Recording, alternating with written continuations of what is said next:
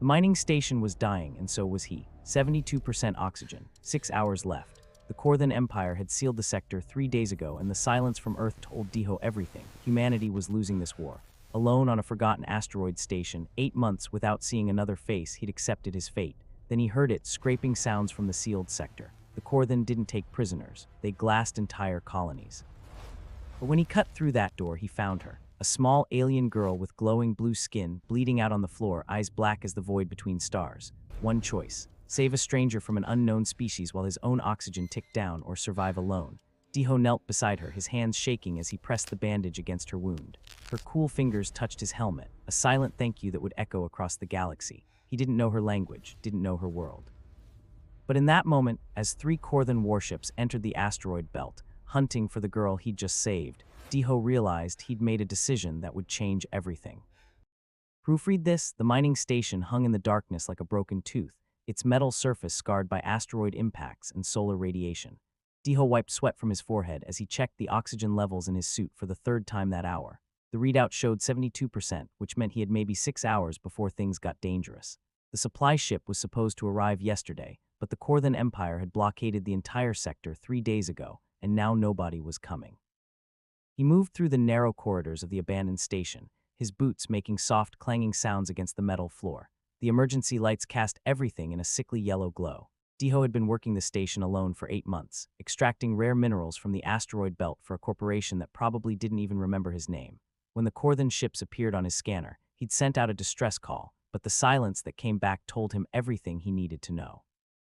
Humanity was losing this war badly. The sound came from Sector 7, a section he'd closed off weeks ago due to a hull breach. Diho stopped walking and listened. There it was again, a soft scraping sound like something moving. His heart began to pound. The Korthan didn't take prisoners, everyone knew that. They conquered systems and enslaved the populations they found useful. Humans apparently weren't useful. He'd heard the stories from other miners before the communications went dark. Entire colonies glassed from orbit, ships destroyed without warning.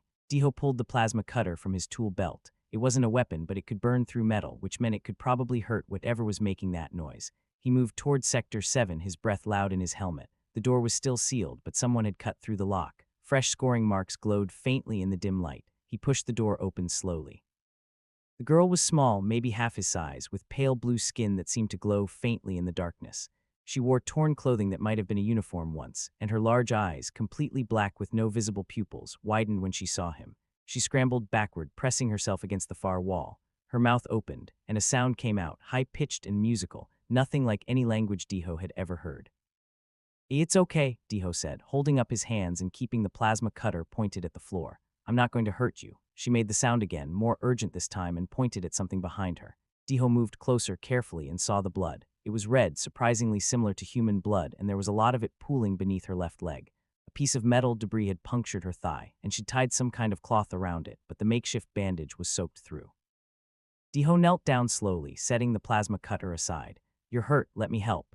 The girl's eyes tracked his every movement, but she didn't try to run. Maybe she couldn't. Maybe she understood that he was her only chance. Diho opened the emergency medical kit on his belt and pulled out a pressure bandage. The girl flinched when he reached for her leg, but she didn't pull away. Her skin was cool to the touch, smooth and slightly luminescent. He removed the blood-soaked cloth and pressed the bandage against the wound. She made a sharp sound, almost like a gasp, but held still. "There," Diho said softly. "That should help until I can get you to the medical bay." The girl looked at him for a long moment, then reached up with one trembling hand and touched the side of his helmet. Her fingers traced the curve of the glass faceplate. She said something in her musical language, and even though Diho couldn't understand the words, he understood the tone. "Thank you." He helped her stand, supporting most of her weight as they moved back through the corridors toward the station's small medical facility. She was lighter than he expected, almost fragile. Her breathing was rapid and shallow, and Diho could feel her shaking. Shock, probably, combined with blood loss. He needed to work fast. The medical bay was barely more than a closet with a surgical bed and an autodoc unit that had seen better days.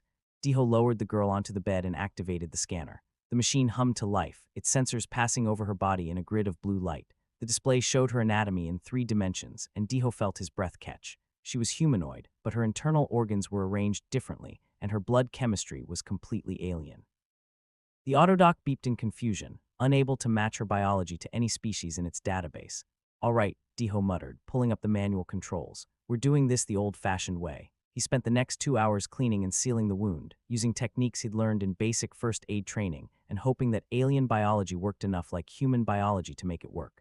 The girl drifted in and out of consciousness, sometimes making soft sounds that might have been words.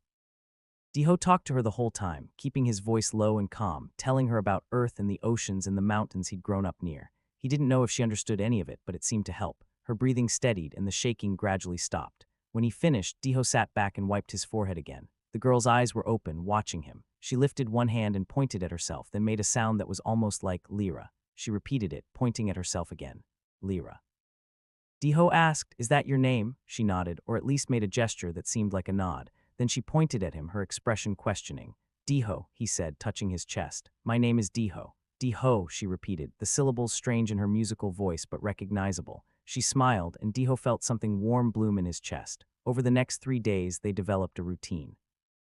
Diho showed Lyra how to move through the station safely, teaching her which areas had good air and which sections were too damaged to enter. She learned quickly, her large eyes taking in everything with intense focus. They communicated through gestures and simple drawings, building a basic vocabulary of shared understanding. Diho learned that Lyra was from a species called the Vellani, and that her people had been conquered by the Korthan 6 months ago. She'd been a prisoner on a transport ship when it was damaged by human raiders. In the confusion, she'd escaped in a small pod and crashed into the asteroid belt. Diho told her about Earth, about the war, about how humanity was losing badly and being pushed back system by system. He told her about the colony worlds that had gone silent, about the refugee ships that never arrived at their destinations. Lyra listened with her head tilted to one side, and sometimes she would reach out and touch his hand, a gesture that Diho had come to understand meant sympathy or comfort. On the 4th day, the station's long-range scanner picked up a signal. Diho brought up the display and felt his blood run cold. 3 Korthan warships, moving through the asteroid belt in a search pattern. They were looking for something, and Diho had a sinking feeling he knew what. Lyra appeared beside him, moving with only a slight limp now, and looked at the screen. Her face went pale, paler than usual, and she made a sound of fear. "We need to hide," Diho said, already moving toward the storage lockers. "The mining pod, it's shielded. If we power everything down and drift with the asteroids, maybe they won't spot us."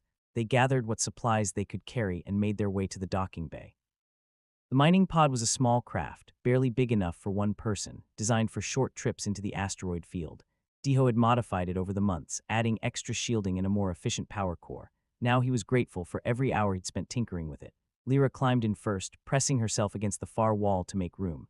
Diho squeezed in beside her, and suddenly they were very close together in the tiny space. He could feel the heat of her body, smell the strange, sweet scent of her skin. Their eyes met, and something passed between them, something electric and undeniable. Diho looked away quickly, focusing on the controls as he sealed the hatch and initiated the launch sequence. The pod drifted away from the station on minimal thrust, just enough to push them into the slow rotation of the asteroid field. Diho powered down every non-essential system, leaving only life support and the passive sensors active. The cabin went dark except for the faint glow of Lyra's skin and the distant stars visible through the small viewport. They waited in silence, pressed together in the darkness. Diho could hear Lyra's breathing, quick and nervous. He reached out in the dark and found her hand, squeezing gently. She squeezed back, her fingers intertwining with his. They stayed like that for what felt like hours as the Korthan ships moved through the belt, their powerful scanners sweeping back and forth. Twice the sensors showed a ship passing within a few hundred meters of their position. Each time, Diho held his breath and felt Lyra's grip tighten on his hand. Finally, after an eternity, the Korthan ships moved on, heading deeper into the belt. Diho waited another hour before powering up the pod systems. When the lights came on, he found Lyra looking at him with an expression he'd never seen before. Her dark eyes were wet with tears that caught the light like tiny stars. "Thank you," she said in Korean, the words heavily accented but clear. "You save me." Diho felt his throat tight. "You learned Korean. Listen," Lyra said, touching her ear then pointing at him. "Learn you, good kind." She struggled with the words, her face scrunching up in concentration. "Earth people, good, not all of us," Diho said quietly. "We're at war. We've done terrible things too." Lyra shook her head firmly. "You save me, not leave, could leave, run, safe, but save." She placed her hand over his heart, her palm cool through his shirt. "Good," she said again, with absolute certainty. They returned to the station and discovered that the Korthan had damaged it during their search. The main power core was failing, and life support would last maybe 48 hours. Diho ran the calculations 3 times, hoping he'd made a mistake, but the numbers didn't change. They had 2 days before the station became a tomb. "We take pod," Lyra said, having listened to his explanation. "Go Earth? It's not that simple," Diho said. "The pod doesn't have a faster-than-light drive. The nearest human outpost is 6 months away at sublight speeds. We don't have enough supplies for that. Then what? Lyra asked, her accent making the words sound almost like music. Diho looked at the communications console. I can send a distress signal. Maximum power, broad spectrum. Maybe someone will hear it. Korthan here, Lyra pointed out. Maybe, Diho admitted. But it's our only chance. He programmed the signal to repeat every 5 minutes, a simple SOS in multiple languages followed by their coordinates. Then they waited again, this time in the station's common area, sitting on the floor with their backs against the wall. Diho had gathered all the remaining food and water, laying it out between them. 3 days' worth, maybe 4 if they were careful. Tell me about Earth, Lyra said suddenly. Oceans, you talked before, when fixed leg. So Diho told her about the oceans, about water that stretched to the horizon in every direction, about waves and tides and the strange creatures that lived in the depths. He told her about beaches and seashells and the way the sun looked setting over the water.